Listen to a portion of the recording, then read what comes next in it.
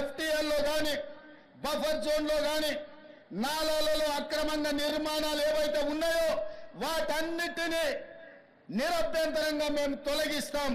మీరు ఎక్కడికి వెళ్ళినా, మీరు తాత్కాలికంగా కోర్టుల నుంచి ఏమన్నా తెచ్చుకున్నా న్యాయస్థానాలలో కూడా కొట్లాడి ఆ స్టేలను వెకేట్ చేయించి మీరు ఆక్రమణలు తొలగిస్తాం.